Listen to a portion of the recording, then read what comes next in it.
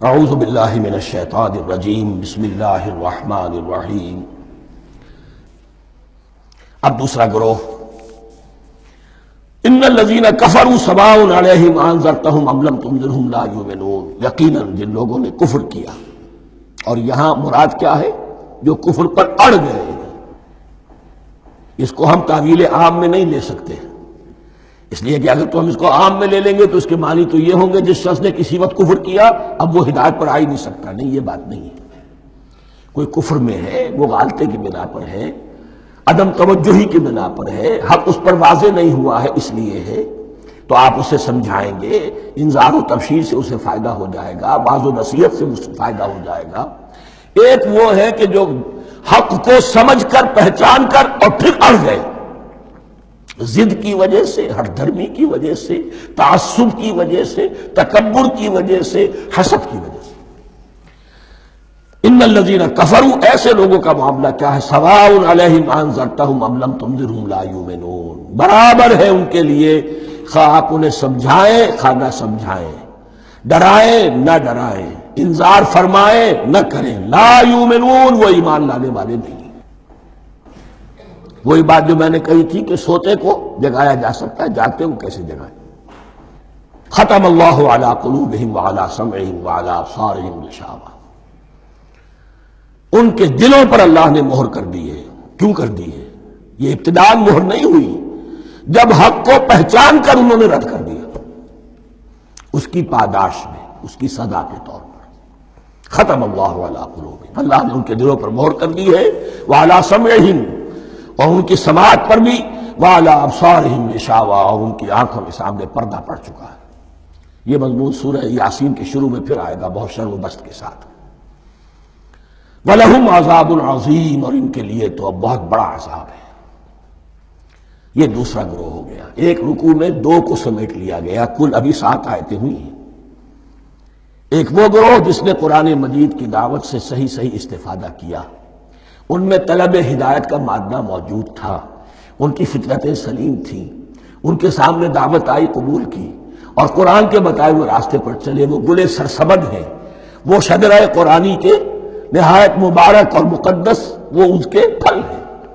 ایک گروہ وہ ہے جس نے حق کو پہچانا لیکن اس کو رد کر دیا اپنے تعصب یا ہٹ درمی کی وجہ سے۔ ان کا ذکر آ گیا بہت اختصار کے ساتھ، اس لیے کہ ان کا ذکر آپ کو بہت تفصیل سے مکی صورتوں میں ملے گا۔ اب آیا تیسرا گروہ، وَمِنَ النَّاسِ، اور لوگوں میں کچھ ایسے بھی ہیں، مَن يَقُولُ آمَنَّا بِاللَّهِ وَبِالْيَوْمِ الْآخِرِ وَمَا هُم بِمُؤْمِنِينَ، جو کہتے تو یہ ہے کہ ہم ایمان رکھتے ہیں اللہ پر بھی اور یوم آخر پر بھی، مگر وہ حقیقت میں مومن نہیں ہے۔ یہاں ایک بات سمجھ لیجئے، اکثر اور بیشتر مفسرین نے اس تیسری کیٹیگری کے بارے میں یہی رائے قائم کی ہے کہ یہ منافقین مذکور ہیں یہاں، اگرچہ لفظ منافق یا لفظ نفاق نہیں آیا یہاں، لیکن مولانا نیل احسن اصلاحی صاحب نے ایک رائے ظاہر کی ہے جو بڑی قیمتی ہے۔ وہ یہ کہ یہاں ایک کردار کا نقشہ کھینچ دیا گیا ہے، غور کرنے والے غور کر لیں، دیکھ لیں، جس پر بھی وہ چسپاں ہو جائے۔ اور بالفعل جب یہ آیات نازل ہو رہی تھی تو دو طبقات پر یہ کردار نگاری جو ہے، یہ جو شخصیت کا ہیولہ کھینچا جا رہا ہے، وہ دو کے اوپر راست آ رہا تھا۔ ایک علماء یہود، وہ بھی کہتے تھے کہ ٹھیک ہے، محمد جو کہہ رہے ہیں ہم بھی اللہ کو مانتے ہیں، آخرت کو بھی مانتے ہیں، اسی لیے یہاں رسالت کا ذکر نہیں ہے۔ بھئی ہم محمد ہی کو نہیں مانتے نا صلی اللہ علیہ وسلم، باقی اگر 1.25 نبی آئے ہیں تو باقی 1.25 کو تو ہم مانتے ہیں، ایک محمد کو نہیں مانا، ایک عیسیٰ کو نہیں مانا، بس تو ہمیں بھی مانا جانا چاہیے کہ ہم بھی مسلمان ہیں۔ ایک یہ ان کی رائے ہے، اور واقعہ یہ ہے کہ یہاں اس طریقے کا تذکرہ ہو رہا ہے کہ جس سے ان کا کردار بھی جھلک رہا ہے، روح سخن ان کی طرف جا رہا ہے۔ مجھے یاد ہے اپنی 10ویں جماعت کے زمانے میں دہلی میں نے دیکھا تھا کہ ناٹ سرکس، وہاں کا ایک بڑی مارکیٹ ہوتی تھی، تو جوتے کی ایک دکان پہ بہت بڑا جوتا لٹکایا ہوا تھا، بہت بڑا، اور لکھا تھا free to home it fits, جس کے پاؤں میں یہ ٹھیک ٹھیک آ جائے وہ لے جائے۔ تو یہ free to home it fits ہے، ایک کردار ہے، اب یہ کردار جس کے اوپر بھی فٹ بیٹھ جائے، ان میں یقیناً زیادہ تو غلبہ یہی ہے جو مفسرین کی رائے ہے، منافقین کا معاملہ جو ہو رہا ہے، لیکن یہ کردار بعین نہیں فٹ بیٹھ رہا ہے یہود کے علماء پر۔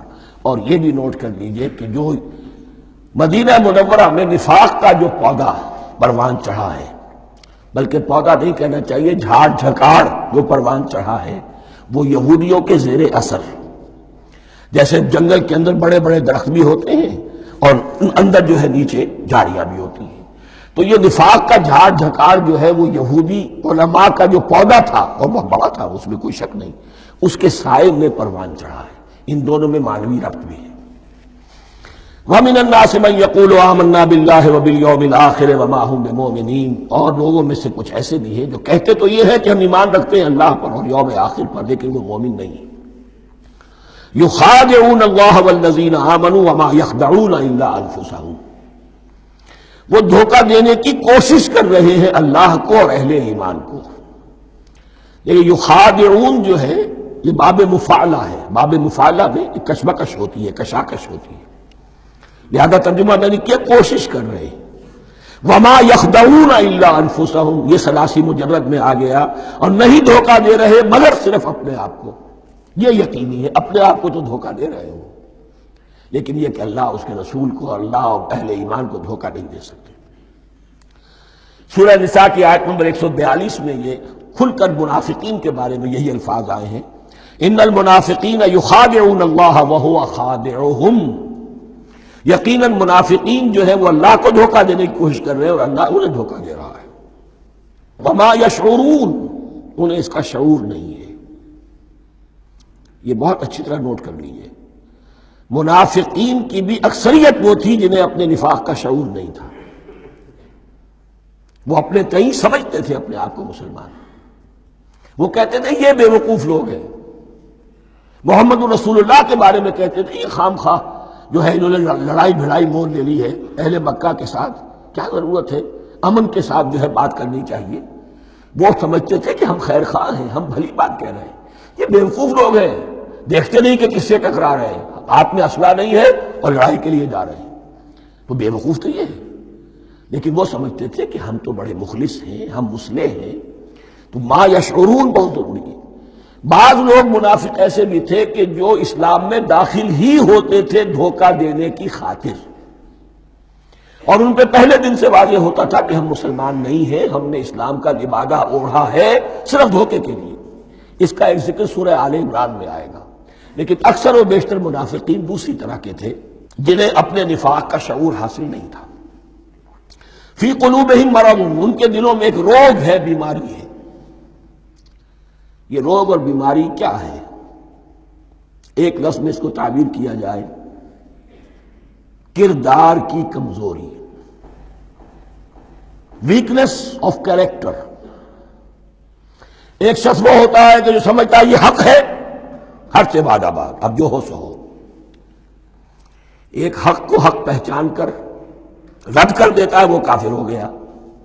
ایک حق کو حق پہچان کر آیا تو صحیح، لیکن ویکنس آف کیریکٹر کی وجہ سے قوت ارادی کمزور ہے، آخرت بھی چاہتے ہیں، دنیا کو بھی ہاتھ سے دینے کو تیار نہیں،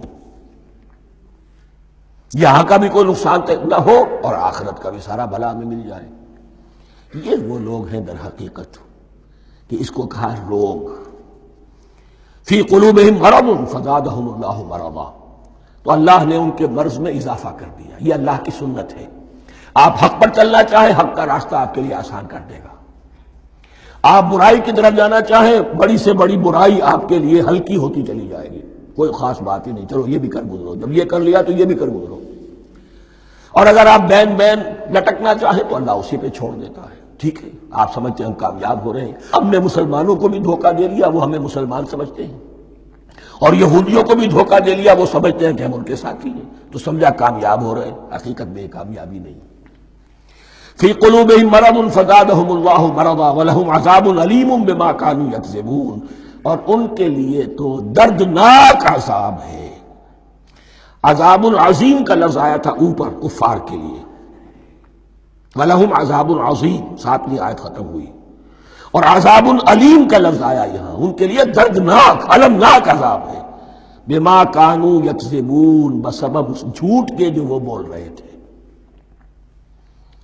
وَإِذَا قِيلَ لَهُمْ لَا تُفْسِدُوا فِي الْأَرْضِ، اور جب ان سے کہا جاتا تھا مت فساد کرو زمین میں۔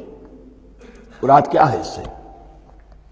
کہ جب محمد کو مان لیا کہ اللہ کے رسول ہیں، اب ٹھیک ٹھیک پیروی کرو، ان کے پیچھے چلو، ان کا حکم ہے تو جنگ کے لیے نکلو، ان کی طرف سے تقاضا آتا ہے مال پیش کرو، اور اگر تم اس سے کتراتے ہو تو فساد مچا رہے ہیں، جماعتی زندگی کے اندر فتنہ و فساد پیدا کر رہے ہیں۔ وَإِذَا قِيلَ لَهُمْ لَا تُفْسِدُوا فِي الْأَرْضِ قَالُوا إِنَّمَا نَحْنُ مُصْلِحُونَ، وہ کہتے تھے نہیں ہم تو صلح کرانے والے ہیں، اصلاح کرنے والے ہیں، ہم چاہتے ہیں لڑنا بڑنا کوئی اچھی بات نہیں ہے، ٹکراؤ تصادم یہ کوئی اچھے کام تھوڑا ہی ہے، بس ٹھنڈے ٹھنڈے دعوت دیتے رہو، جو چاہے قبول کر لے جو چاہے رد کر دے، خام خواہ یہ ٹکرانا اور یہ جنگ کرنا اور اللہ کے دین کو غالب کرنے کے لیے یہ قربانی دو اور یہ مصیبت جھیلو اور یہ مشقت برداشت کرو اور یہ چیز چھوڑو اور یہ ترک کرو، یہ کاہے کے لیے؟ وَإِذَا قِيلَ لَهُمْ لَا تُفْسِدُوا فِي الْأَرْضِ قَالُوا إِنَّمَا نَحْنُ مُصْلِحُونَ أَلَا إِنَّهُمْ هُمُ الْمُفْسِدُونَ وَلَٰكِن لَا يَشْعُرُونَ، آگاہ ہو جاؤ کہ وہی ہے مفسد، فساد پھیلانے والے، اس لیے کہ محمد رسول اللہ کی دعوت ہے زمین میں اصلاح کے لیے، اس اصلاح کے لیے کچھ آپریشن کرنا پڑے گا، مریض اس درجے کو پہنچ چکا ہے کہ آپریشن کے بغیر اس کی شفا نہیں ہوگی، اب اگر تم اس کے راستے میں رکاوٹ بنتے ہو تو در حقیقت تم فساد مچا رہے ہو لیکن تمہیں اس کا شعور نہیں۔ الا انہم ہم المفسدون ولکن لا یشعرون، پھر دیکھیے نوٹ کیجئے شعور نہیں ہے، شعوری نفاق اور شے ہے، غیر شعوری نفاق ہے کہ جس کا یہ سارا تذکرہ ہو رہا ہے۔ صدق اللہ العظیم۔